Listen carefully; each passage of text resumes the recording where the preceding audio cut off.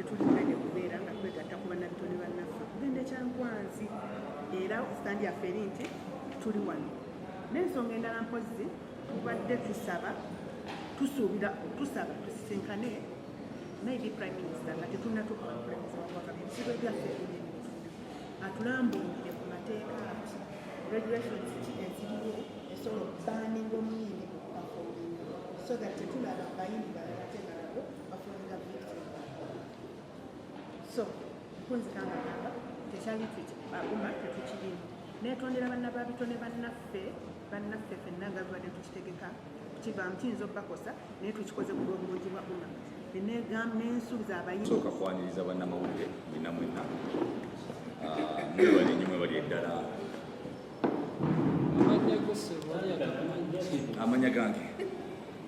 amanya gange Justin Bass Supachiraka media representative owa Uganda Musicians Association njagala okutwala omukisa guno okwaniriza bannamawulire bonna n'okuwuliranga okujubiranga emiranga gyaffe lwetubayita okujja okukwasagana wamu n'abayimbi abakulembeze b'abayimbi. Eno press conference egenda kuba very brief naye nga kinakutandika nja kubasaba nga twabasaba luli abamu bawuliriza abamu tebawuliriza mutuprioritizinge mutuwe priority mu story zammwe temututeeka nnyo mabega eri nga sho ziri kumpi kugwako naye awo maaso awo naye nga njaga nnyo bebaza kubanga omutali ne music industry sobola kutambula. So thank you so much olwekyo ensonga enkulu tuleese wano era pulezidenti waffe gyagenda okulambulula mu details yeya retreat abasinga mubadde mugyogerako eyo mujulira mu ŋŋambo abamu nga byemuwulira byemwogera netusalawo nti nedda nga komiti ya Uganda Musicians Association katukole press conference mukijje from ffeffe nnyini about retreat position yaffe mu retreat otuyimiridde as far as the retreat is concerned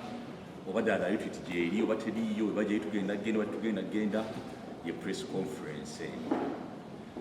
so munzikirize nanyirize president wa Uganda Musicians Association Madam Sophie Gombya kyatutwala maaso mu press conference mwebale nnyo mwebale ddala. Nsanyusa nnyo okubalaba buli omu kiti kye n'ensanyuka nnyo namusako ku buli alaba essaawa eno alaba TV essaawa eno Banta Sophie Gombya president kuma n'ensimye nnyo okubalaba. Ensonga etuleese wano olwaleero oba wa status yaffe ku retreat nga 26 April twasinkana omukulembeze w'eggwanga n'atusuubiza okulaba bannabitone ffenna wamu mu kye yayita retreat ngera yatusaba yatutegeeza nti agenda kutuwa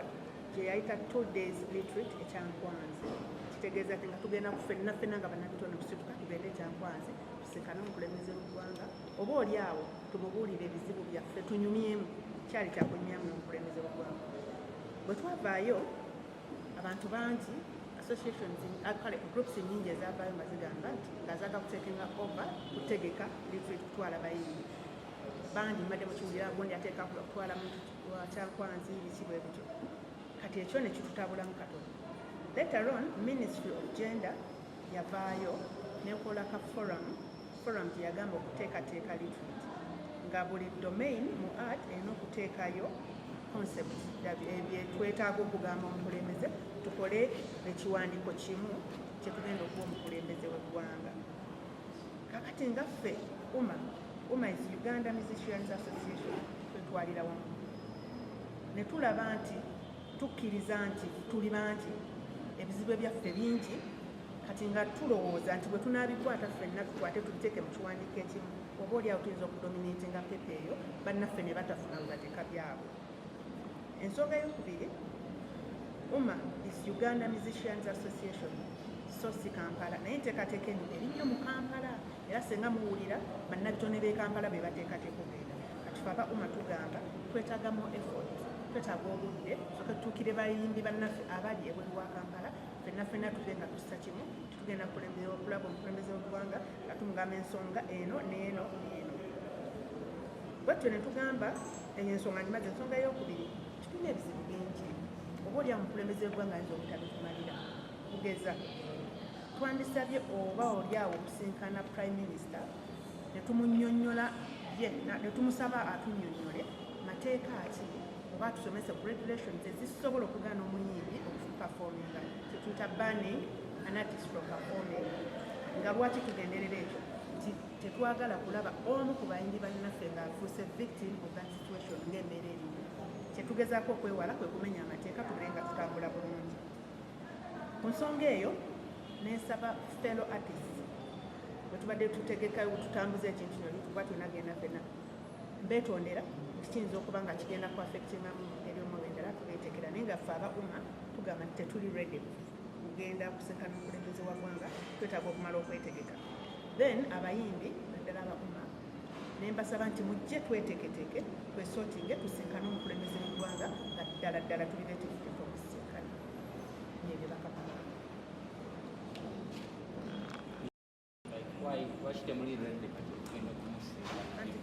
ku mulundi guli we mwali n'omukulembeze w'eggwanga oba muze nga mugira mwali mukkiriziganyiza era ng'ekyo ekiseera kye mwali mukkiriziganyiza lwaki mudde ate ne mwekuba engalike? Sijja kukiyita kwekuba ngalike kugamba nti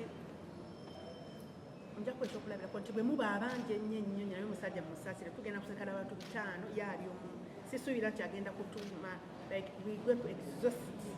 ebizibu byaffe byonna tumuteerewo tetunnaba kwetegeka kyakubiri batutusindika okudde kukola consultation ekyamazima tetunnatuuka kwetegerera we are just a month in office twetaaga time twetaaga efforts nyingi okutuuka okukola consultation mbayimbi abali ebweru w'ekampala mbalesa wanyongezekako madam president yabajagamba nti singalike nga bagambye naye luli mu kusooka nga kulitudi eyasooka twali wantu wamu performing artists kasawa zino uma eyimiriddewo ku lwa muyimbi yekka omuyimbi luli twali bangi bannakatemba bacomedian baani kati uma nga yo okuva mu lukiiko olwo uma yetenabaawo kasawa zino uma weeri ku lw'abayimbi ku muyimbi yekka kyokkola ntulina abayimbi bangi abali mu masoso g'ebyalo mu countries kitegeeza buli muyimbi ali eyo nayona wauma na buli muyimbi ali mu Uganda wauma omuyimbi yekka alina ebizibu bingi nnyo bitafaanagana munakatemba aba comedian so for this time tetwagala kugenda mu lukangago lw'abantu abangi n'ebizibu kubanga pulezidenti akyakola ebyanakatemba nga bisinga ebyaffe so nga ffe abayimbi tulina ebizibu byaffe ffe ng'abayimbi abadagazako okutangaza ku nsonga eyo webali nnyo Jamming Culture naye ensonga nga president bwazogedde maybe okwongera okuzirambulamu ezimu olw'ensonga gyayogeddeko awo eraga nti bantu bannya abatuukiridde nti bebategesi bebaorganizinga bangi kuva mu domains ez'enjawulo kati naffe twebuuza omutuufu yaani ategeka retreat eno kati tetunamutegeera so tusobola kugenda kubanga tujja kusanga nga tuli kulisiza abantu nga 5 so twagala tutegetegere omutuufu yaani nga tutunaba kusalawo kugenda ku retreat eno yes nga ne gundi kyayogere kiri nti bwolaba kyobolaba abasinga mbadde mugamba mbuno retreat y'abayimbi kubanga otunira mu art domain ekyasinza okuba ennene ye domain y'abayimbi kyobola muga retreat y'abayimbi kumbe bayita bannabitone bonna so mu mbeera eyo tulaba nti ebizibu byaffe ng'abayimbi kyo kituufu ye domain esinga obunene ebizibu byaffe concept paper biyinza obutatuuka bulungi oba kutegerebwa bulungi bwe tugenda ne bannaffe bonna abalala ffe bwe tulowooza essaawa eno okwongereza ku ekyo fenga uma Uganda Musicians Association kugamba kirabika tubuzaabuziddwa ani mutegesi is it UPRS Kaya Wisdom Ministry of Gender or the union because we get phone calls from all entities zonna zetubagambeko so tosobola kugenda we represent a big number of people tosobola kugenda netumalagagira we have a concept paper abayimbi baffe balina very many points to put across to the president but then tesobola kubeera nga tuli mu nkwawa z'abantu ate tuli mu ya union ate mu ya PRS7, so we want the things to be straight. Twagala tumanye naffe be tukulembera bagambe nti abakulembeze baffe bagenze ne batutwalira ebizibu byaffe to the president nga biri straight, but essaawa eno tetumanyi who is organizing the retreat. Eriyo n'ekibuzo ekirala. Okay, ekintu kineno okubeera nga muvuddeyo ne musooka ne withdrawing, musoose kwebuuzaako ku be mukulembera kubanga circumstances nyingi musobola mu okugaana ne mugenda okulaba nga waliyo abayimbi abagenze. Singa kinajja nti olukuŋŋaana lwe lunaabeerawo munaalabayo abayimbi abanaagenda, kinaaba ki era mwasoose kwebuuza ku bayimbi abalala? Kakati olukiiko luno lwalondebwa bayimbi baatwesigwa okubalowooleza, baatwesigwa okubakulembera, so kati ekyo kyetuteeka ku mmeeza kyetutaddeko. Waliwo abayimbi bangi abatakkiriza mu bukulembeze bwa Pulezidenti Museveni ate nga nyamugenda okusinkana. Abayimbi abo bakkirizibwa okujja mu lukiiko oba Okay, nja kuddamu bwe nti kati ffe wano mu UMA we are non-partisan. Tetulina kibiina kya byabufuzi, tetulina kiyadde nga buli omu bwafuluma alina ekibiina kyawagenda, naye bwe tutuuka wano ewaka tuli ba UMA. So tetulina kugamba nti ono wa NRM ono wa movement bikofa tetukirina ekyo, tuli bayimbi kubanga n'abantu betukulembera buli omu alina ekibiina ekita ekyenjawulo. So nga gwe munnamawulire bw'obeera nti tolina kuba na any affiliation oli bwoti. Okay, akasembayo nze ntabuddwa yabadde mpulira n'ebyempulira kati kandi nsaba retreat ekyokubiri retreat eno ekigendo kyekikulu ki tutwala bayimbi bonna komiti leadership abagenda bitutabudde kakati tewali yasaba retreat naye since twalina ebizibu bingi nga buli like bannabitone buli omu agenda n'atuukirira president abasobola mu different angles n'agamba nti ayagala kutumitinga ffenna nga bannabitone tiyayita retreat. So kati tewali yakiika wabula omukulembeze yeyasagese nga atumitinga yatuyita ng'abaana kuba tumukalidde gavumenti tetufaako gavumenti ekolaki n'atuyita tumubuulire ebizibu byaffe mu retreat. Kibuzo ekirala kibadde ani ekitereka mu butuufu bwakyo Ministry of Gender yeyandibadde ekiteeka kuba ye line ministry yaffe gye tuli mutugwa by default simanyi bwetu twetwesanga mutugwa mu gender yadde nga olusi twandibadde tugwa mu IT twandibadde tugwa mu tourism twandibadde tugwa ebintu bwe bityo kati ministry ya gender culture and gender yeteekateeka olukirungi ekisembero olwabalawo bwe banti kati engeri ekisemberera okulonda biri abiri omukulembeze bwange ayagala nnyo okukozesamu abayimbi abakyasigaddewo batanabakugenda okusaidiira endala ate nga kisikulekireza kikana maybe take over nakange kankongererezaawo kayagala okufana. What's your take on poliisi okubeera nga egaana ebivulu by'abayimbi abamu ng'ate oluusi basabye olukusa? Kansookere ku kikyo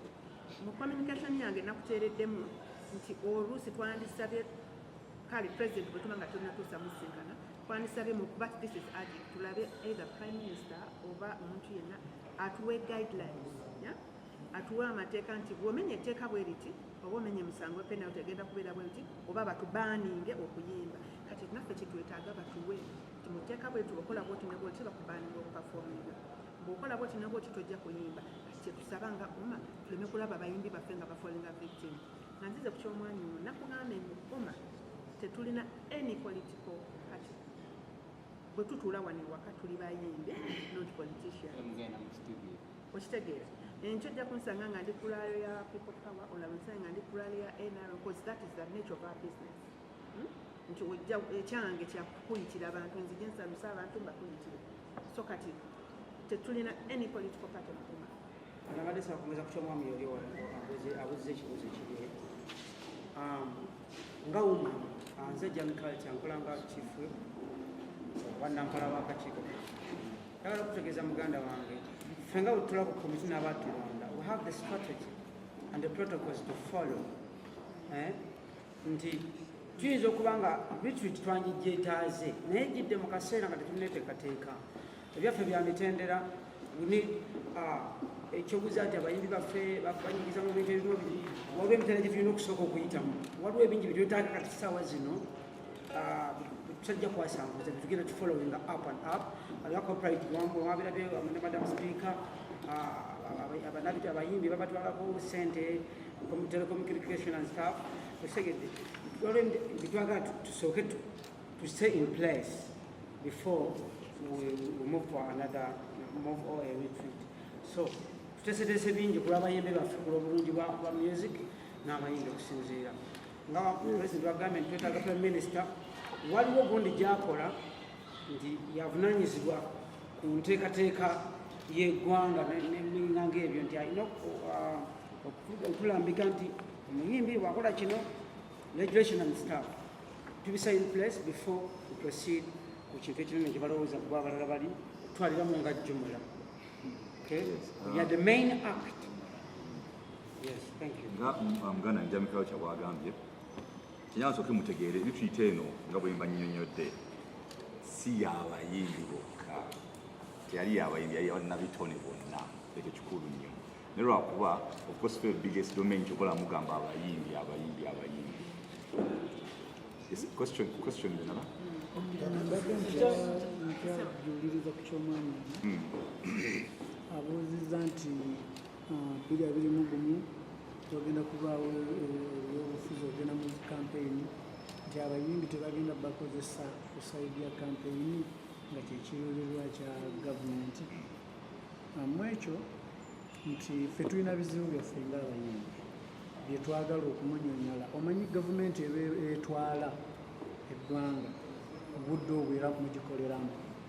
nga si gamba nti tutwaliddwa ku lwa kampeyini ne bwaba Bobi Wine era bizinensi zikimanyi nti era aziregisitalinga mu gavumenti eyo si bwe kiri kuba gavumenti ebaako olina okukolagana nayo yadde eba tekwesiza mu kiri kya kampeyini. Ekibuzo ekyanyenyeza muli gundi azimwe abatula waggulu kakiiko nga mumabagakiiko muli bangi naye bati abamu waki tebabeerawo mu miitingi ezimu kakati nga bwe tuli wano buli omu alina olugendo lwe of course essaawa zezino ziraba zakola nti twakkiriziganya nti si buli we tubaawo nti byoma asobola okuvaako jjukira tuli ku kyebwanakyewa atosobola kuleka mirimu gyonna negifa nga tulina okubeera wano so nga ate abamu bandikiikiridde wakati bwe mbaawo secretary n'abaawo wali naddala wano I think kiba kimadde naye bw'osanga tugambe nga mu ddwaliro tulinawo omuyimbi gwe tutte mu ddwaliro wa welfare ataliiko awo osobola okumbona naye tebaliiko naye nga kino kyetuliko tukikkiriziganyako kubanga ojasanga olumu oli ali eri bamubuuza bira ayogera ku byawukana kummwe ogira ebinaaleetera ekyo tekiriyo ali ku komiti ali ku komiti ekyo tekiriyo mukama wange supplementing that President Museveni wajja mu meeting Uganda ekawendo kati walaba Safi Gombya umaweyisebo okay thank you nabamu ensonga ziri temuli rede mukisaana okweta kati then mulimu kiri ekidomaini yamu mulabanga erina ebizibu bingi netaaga bisisikana abayimbi ng'abayimbi tuteekateeka nokimanga obyombi kati kikyemwagala ekisooka tetugendagenda Kyankwanzi as a team nkikuddemu nti tetugendagenda Kyankwanzi as artists fenna wabula tugenda okulaba tujja kusisinkana omukulembeze w'eggwanga nga umma ng'abayimbi nga tumaze okweteeka kuzzamu bulungi tetugenda kugenda naye nga mutundire njagala okitegeera ekirala waliwo ensonga enkulu ennyo tetegeerekeka twakunyonyodde nti abategesi abatutuukiridde bangi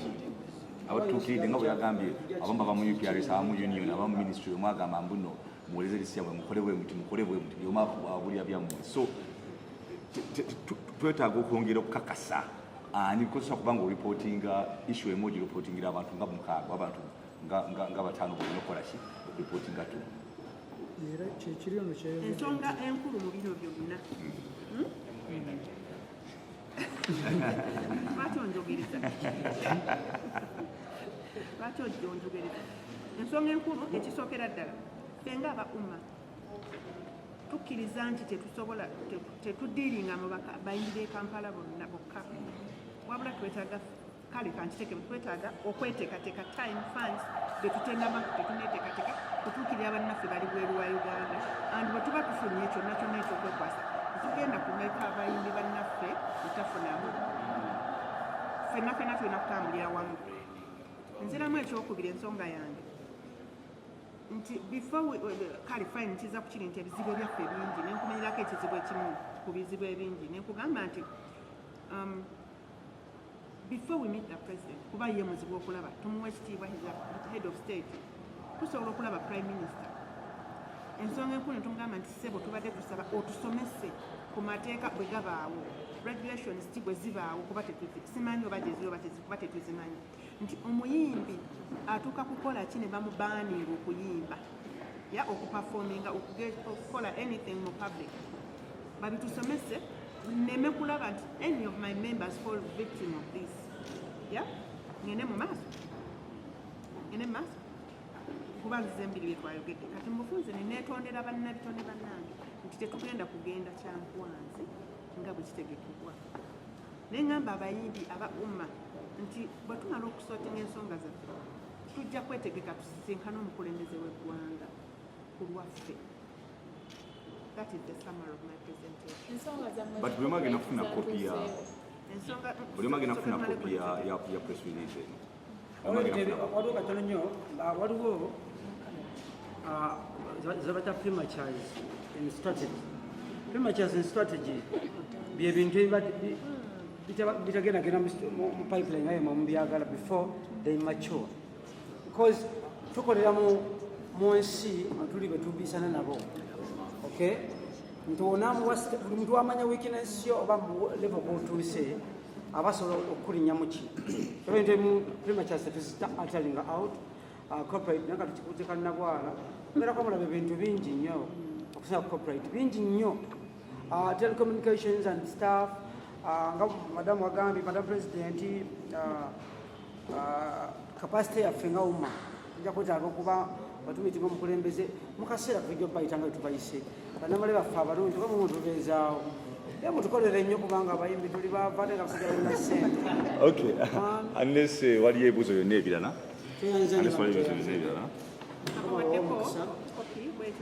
buli omu agenda kufuna kopi buli omu talina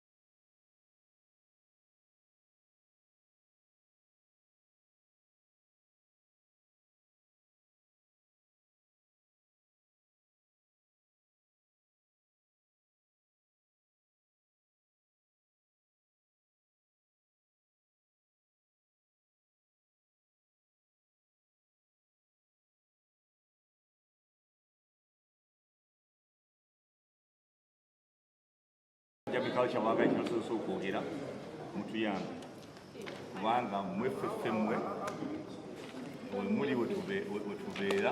era industry sakula nga temuliiwo so mutu prioritizing muteeko ku mwanja wano wamukira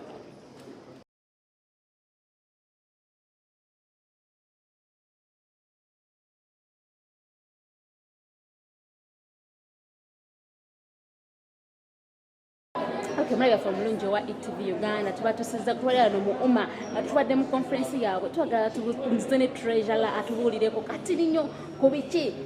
dalabi bayogeddeko binakola era bagenda biteeka mu nkola yes tubuulireko lena oliotajjako tubuulireko tubadde mu conference yaabwe kye bwala bintu bigenda kola naye mwogeddeko badde press release era abadde boogera be balina okwogera moslims ebintu ebisinga soogera kubanga sinze PR sinze president olanze ndi nsonga za sente naye ngera ngeva bagambye ebya retreat somehow tugenda abisonto bazibawadde sigenda ziddamu kubanga basoogedde okay batuganya okukola interviews zino naye ffe tukubyeyo obubbi tetugenda kola ffe kubiremerako njabbi tugamba nga bikoze eki byabikirire ddala katwaga tugendeko ku music sides ya music biri bitya music mulungi nyinawo oluyimba lwe bayita kyokka lukubanga era nyina video gyengenda okubafulumiza awo mu maaso